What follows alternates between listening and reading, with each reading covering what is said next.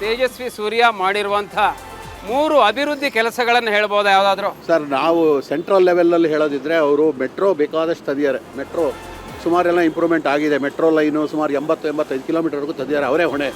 ಆಮೇಲೆ ಕೆಲವು ಜನಸಾಮಾನ್ಯರಿಗೆ ಕೆಲವು ಪ್ರಾಬ್ಲಮ್ ಆಗಿತ್ತಿಲ್ಲಿ. ಗುರು ರಾಘವೇಂದ್ರ ಕೋಆಪರೇಟಿವ್ ಬ್ಯಾಂಕ್ನಲ್ಲಿ ಉದಾಹರಣೆ ತಗೊಂಡ್ರೆ ಜನಸಾಮಾನ್ಯ ನಮ್ಮಂಥವ್ರಿಗೆ ಅಲ್ಲಿ ಅದು ಮುಳುಗಿದಾಗ ಇನ್ಶೂರೆನ್ಸ್ ತಂದು ಕೊಟ್ಟು 5 ಲಕ್ಷ ರೂಪಾಯಿ ಪ್ರತಿಯೊಬ್ಬರಿಗೂ ಬ್ರೇಕ್ ಮಾಡಿಕೊಟ್ಟಿದ್ದು ತೇಜಸ್ವಿ ಸೂರ್ಯನೇ ಕಾರಣ. ಏನಾಯ್ತು ಆ ಬ್ಯಾಂಕ್ ಮುಳುಗಲಿಕ್ಕೆ ಕಾರಣ? ಅದು ಕಾರಣಗಳು ಅವರ ಅಡ್ಮಿನಿಸ್ಟ್ರೇಷನಲ್ಲಿ ಫೇಲ್ಯೂರ್ ಆಗಿದೆ. ಹಾಗಾಗಿ ನಮ್ಮಂಥವರೆಲ್ಲ ಡಿಪಾಸಿಟ್ ಇಟ್ಟಿದ್ವಿ, ನಮಗೆ ಪೆನ್ಷನ್ ಬಂದಿದ್ದ ದುಡ್ಡು, ಅದರಲ್ಲಿ 5 ಲಕ್ಷ ರೂಪಾಯಿ ಗ್ಯಾರಂಟಿ ಇನ್ಶೂರೆನ್ಸ್ ಬರೋಂಗೆ ನಿರ್ಮಲಾ ಸೀತಾರಾಮನ್ ಹತ್ರ ಮಾತಾಡಿ ನಮ್ಗೆಲ್ಲರಿಗೂ ಕೊಡಿಸಿದ್ದಕ್ಕೆ ತೇಜಸ್ವಿ ಸೂರ್ಯನೇ ಕಾರಣ. ಎಲ್ಲ ಒಂದ್ ಕಡೆ ರಸ್ತೆ ನಿರ್ಮಾಣ ಸರಿಯಾಗಿ ಆಗ್ತಾ ಇಲ್ಲ. ಆಗಿದೆ ಸರ್. ನಮ್ಮ ನಮ್ಮ ಕ್ಷೇತ್ರ ಅಸೆಂಬ್ಲಿ ಕ್ಷೇತ್ರ ತಗೊಂಡ್ರೆ ಅದ್ಭುತವಾಗಿ ಎಲ್ಲ ಕೆಲಸಗಳು ಆಗಿದಾವೆ ಸರ್, ಯಾವುದೂ ಬಾಕಿ ಇಲ್ಲ. ಪಾರ್ಕ್ಗಳು ಚೆನ್ನಾಗಿದ್ದಾವೆ, ರೋಡ್ ಚೆನ್ನಾಗಿದೆ, ಎಲ್ಲ ಒಂದೊಂದು ಸ್ಯಾನಿಟ್ರಿನಲ್ಲಿ ಆಗದಾಗ ಅದು ರಿಪೇರಿ ಆಗಬೇಕು. ಈಗ ಕೋಡ್ ಆಫ್ ಕಾಂಡಕ್ಟ್ ಬಂದಿದ್ದರಿಂದ ನಂತರದಲ್ಲಿ ಮಾಡ್ತಾರೆ ಅವರು. ಇವತ್ತು ಸೌಮ್ಯ ರೆಡ್ಡಿ ಕೂಡ ಯುವಕರ ಇದರಲ್ಲಿ ಲಿಸ್ಟಲ್ಲಿ ಬರ್ತಾರೆ. ಆಗಲಿ ಸರ್, ನಿಟ್ಟಿನಲ್ಲಿ ಅವರು ಸಾಕಷ್ಟು ಭರವಸೆಯ ಕೆಲಸಗಳನ್ನು ಮಾಡ್ತಿದ್ದಾರೆ.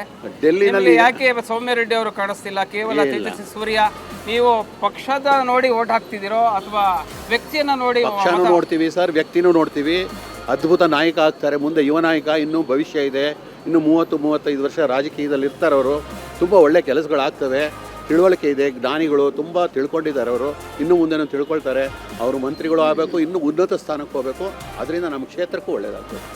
ಆ ರಾಮ ಮಂದಿರದಿಂದ ಇವತ್ತು ನಡೆಯುವ ಮುಂದಿನ ದಿನದಲ್ಲಿ ನಡೆಯುವಂತಹ ಚುನಾವಣೆಗೆ ಆ ಪಕ್ಷಕ್ಕೆ ಏನಾದರೂ ಉಪಯೋಗ ಆಗುವಂಥದ್ದು ಏನಾದರೂ ಇದೆಯಾ? ರಾಮ ಮಂದಿರದ್ದು ಅದು ಒಂದು ಪ್ರೋಸೆಸ್ಸು ಅವ್ರು ಮಾಡಬೇಕಿತ್ತು, ಮಾಡಿದ್ದಾರೆ. ಅದರಿಂದ ಮೋದಿ ಗೆಲ್ತಾರೆ ಅನ್ನೋದು ಸುಳ್ಳು.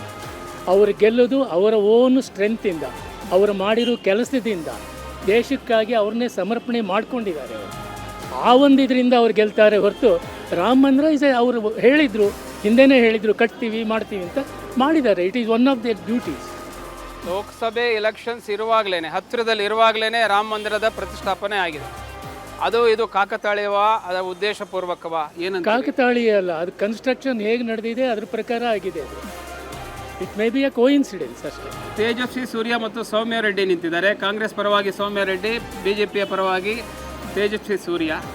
ನಿಮ್ಮ ಮತ ಯಾರಿಗೆ? ತೇಜಸ್ವಿ ಸೂರ್ಯ, ಬಿಜೆಪಿಗೆ. ಯಾಕೆ ಅಂದರೆ ನಾನು ಕಾಂಗ್ರೆಸ್ಸಲ್ಲಿ ಮಾಡಿರೋವಂಥ ಮುಂಚಿನ ಕೆಟ್ಟ ಕೆಲಸಗಳು ಭಾಳ ನಾನು ನೋಡಿಬಿಟ್ಟಿದ್ದೀನಿ.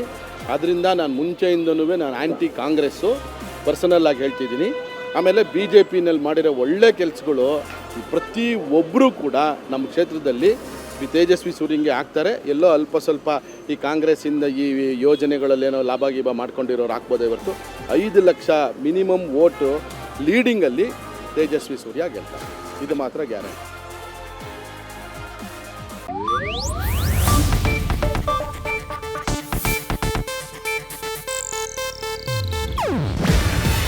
ಇದು ಏಷ್ಯಾನೆಟ್ ನ್ಯೂಸ್ ನೆಟ್ವರ್ಕ್ ಪ್ರಸ್ತುತಿ.